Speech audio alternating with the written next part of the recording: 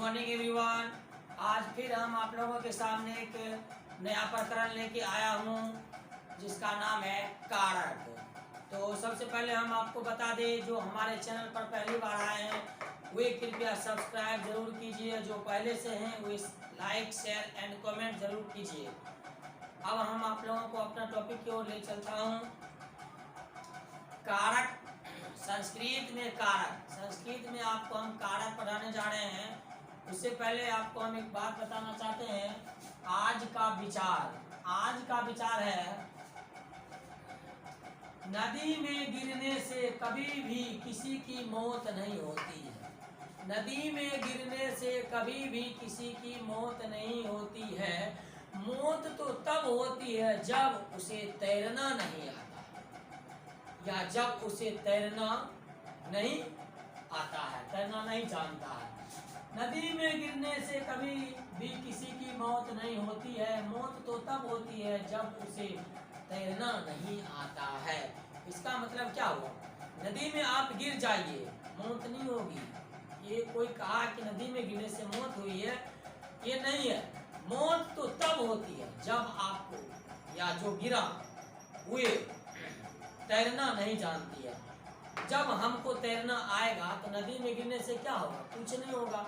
परीक्षा देने से कोई फेल नहीं होता। जब आपको परीक्षा में लिखने के लिए जो आंसर शीट दिया जाता है और मार्क दिया जाता है, उसको फिलअप करने के लिए आप उसको टच भी नहीं कीजिएगा तो फेल नहीं होइएगा, तो क्या टॉपर होइएगा।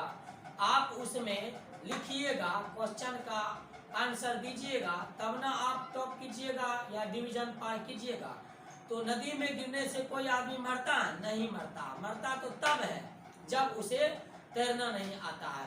तो उसी तरह से हम लोग प्रयास करेंगे कि अच्छे से अच्छे तरीकों का प्रयोग करके हम पढ़ें। तो कारक प्रकरण आपके सामने लाया हूँ और बहुत ही सरल तरीके से आपको बताऊंगा। कारक प्रकरण, सीता कल में लिखती इस वाक्य में करता क्या है? आप लोगों का जवाब बिल्कुल सही होगा। आपका जवाब होगा सीता कल में लिखती में करता सीता, क्योंकि काम करने वाले को करता कहते हैं। इस वाक्य में क्रिया क्या है? क्रिया इसमें आपका है लिखती, लिखना,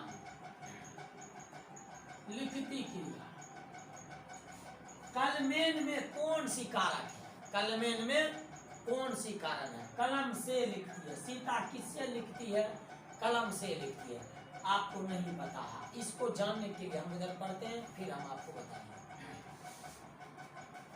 कारक किसे कहते हैं? इसके कितने भेद होते हैं? प्रत्येक को परिभाषित करें। कारक किसे कहते हैं? इसके कितने भेद होते हैं? प्रत्येक को परिभाषित करें। देखिए, हिंदी में कारक के 8 भेद होते हैं और आप अभी संस्कृत पढ़ रहे हैं, संस्कृत में कारक के 6 भेद होते हैं। क्रिया के साथ जिसका प्रत्यक्ष संबंध हो उसे कारक कहते हैं। क्रिया के साथ जिसका सीधा संबंध हो उसे कारक कहते हैं। जैसे राम जाता है, राम हो गया क्या? करता, जाना हो गया क्रिया। क्रिया के साथ प्रत्यक्ष संबंध या सीधा संबंध को क्या कहते हैं? कारक कहते हैं। संस्कृत में कारक के 6 भेद होते हैं। संस्कृत में कारक के कितने भेद होते हैं? ये आपको कारक या नहीं, या सॉरी, ये कारक आपका यानी कि कारक नाम है। ये कारकों का नाम है। ये एक तरह से आपको बता दें, टेढ़ा हो रहा, चलिए छोड़ दीजिए, इसको ऐसे बता देते हैं आपको। ये कारक है। ये लाइन में जो भी लिखे हैं ये कारक है। और यहाँ पर हम चिन्ह लिखे थे, चिन्ह, और यहाँ आपको विभक्ति लिख दिए हैं। यहाँ पर चिन्ह लिख देते हैं, यहाँ पर कारक लिख देते हैं। कारक इसलिए लिखे हैं कि ये कारक है, और ये चिन्ह इसलिए लिखे हैं कि इस कारक का चिन्ह है। और विभक्ति इसलिए लिखे हैं कि ये कर्ता कारक कौन सी विभक्ति, इसमें हो जाएगा प्रथमा विभक्ति। पहले इसको चिन्ह देख लेते हैं, उसके बाद विभक्ति देखें। पहले कारक देख लेते हैं। कारक 6 है।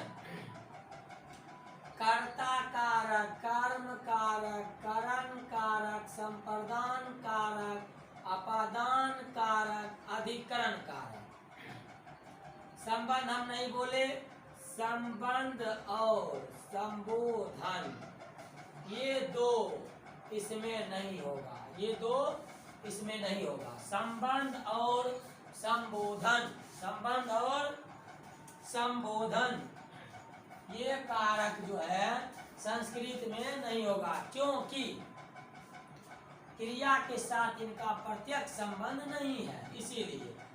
अब आता कर्ता ने, चिन्ह बता रहे हैं आपको, कर्ता ने कर्म को करण से संप्रदान के लिए अपादान से संबंध है नहीं, अधिकरण में पद।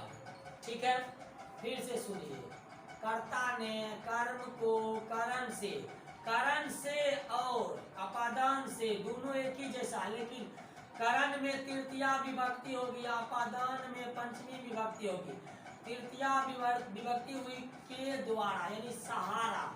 जैसे आपको अनुवाद लिखे हैं, सीता कलम से लिखती है, इसमें कलमात नहीं होगा, कलमेन होगा। क्यों?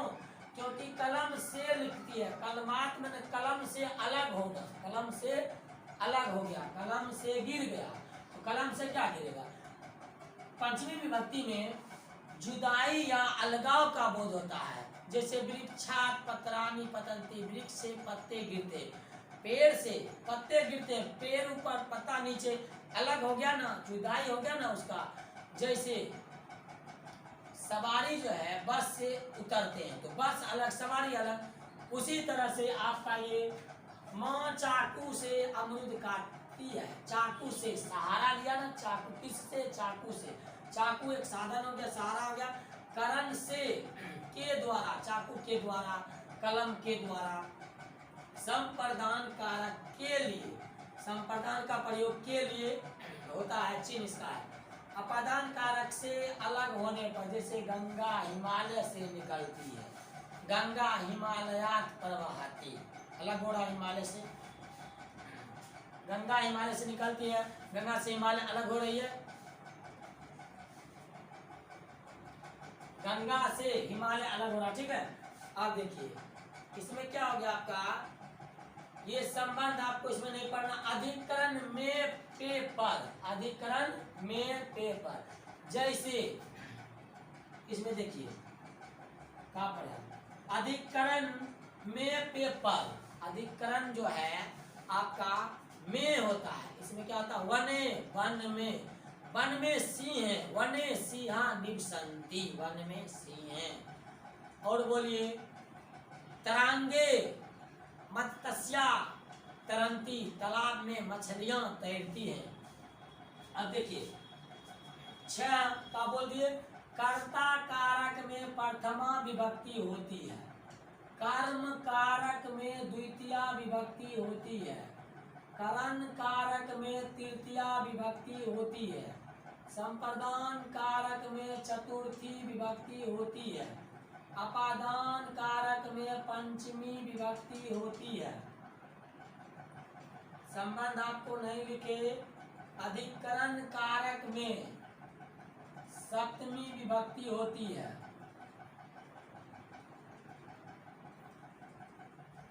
जिस दो को हम नहीं बताए उसका नहीं लिखे। ये नहीं है कि हमें लिखना नहीं आता, आपको पता ही होगा कि पंचमी के बाद षष्ठी होगी और सप्तमी के बाद अष्टमी होती नहीं है, ये संबोधन ऐसे है। ठीक है, तो अब जो है इनको देख के आप बोलिए, सीता कलमेन लिखती, यानी कलमेन में कौन सी विभक्ति है, किससे लिख रही है, कलम से किसके द्वारा लिख रही है, कलम के द्वारा। तो कलमेन कौन सी कारक है, ये हो जाएगा आपका करण कारक। कौन सा कारक, करण कारक। कर्ता कारक का चिन्ह क्या है, कर्ता कारक का चिन्ह है ने या शून्य। कर्ता कारक में कौन सी विभक्ति होती है, कर्ता कारक में प्रथमा विभक्ति होती है। अब एक सबको परिभाषित करना है, एक वीडियो में बनाएंगे तो बहुत लंबा वीडियो हो जाएगा, इसलिए हम इसको भाग बाय भाग करके, पार्ट बाय पार्ट करके बनाएंगे, ताकि आप लोगों को ज़्यादा परेशानी भी नहीं हो और आसानी से सीख भी लीजिएगा। थोड़ा थोड़ा करके सीखिएगा तो जरूर अच्छा से सीखिएगा। एक ही बार चाहिएगा कि हम सीख जाए तो आप नहीं सीखिएगा। अगर दवाई दिया जाता है तो स्पून या खुराक दे दिया जाता है, एक टैबलेट 2 टाइम। अगर हम उस दवाई को एक ही बार शीशी का इस्तेमाल में पूरा पी जाएंगे या पूरा पत्ता ही खा जाएंगे तो जल्दी ठीक नहीं हो। उसी तरह से धीरे धीरे करके आप सीखिएगा, बेहतर रहेगा। कर्ता कारक में प्रथमा विभक्ति का प्रयोग होता है यथा रामागस्ती। कर्ता कारक में कौन सी विभक्ति का प्रयोग होता है? प्रथमा विभक्ति का। ये क्वेश्चन आपका बोर्ड मॉडल है कि कर्ता कारक में कौन सी विभक्ति होती है? प्रथमा विभक्ति। अब पूछ देगा कर्म कारक में कौन सी विभक्ति होती है?